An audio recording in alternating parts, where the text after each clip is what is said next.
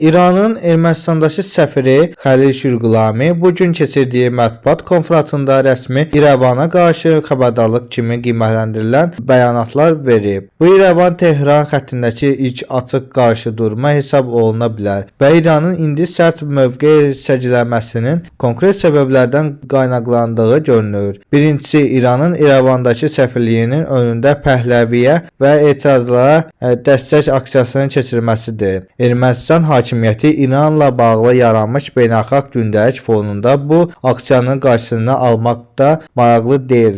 Tehran bunu anlayır. İkinci, ABŞ-ın İrana mümkün hərbi müdaxilə qarşısında Tehran yenidən Ermənistan kartına oynayır. 44 günlük müharibədən sonra İranın Ermənistan siyasəti regional maraqları ilə yanaşı həm də lazımi məqamlarda qərb ölkələrinə regionunuzdakı müttəfiqinizi qoruyuram mesajı verməkdə dəstək qazanmağa, müdaxilənin önünü almağa hesablanır. Mümkün müdaxilənin gözləndiyi vaxt istisna deyil ki, Tehran İrəvanı ittihamı etməsi həm də qərb ölkələrinin xüsusilə Avropaya Ermənistanı dəstəkləməkdən imtina edirəm xəbərdarlığıdır.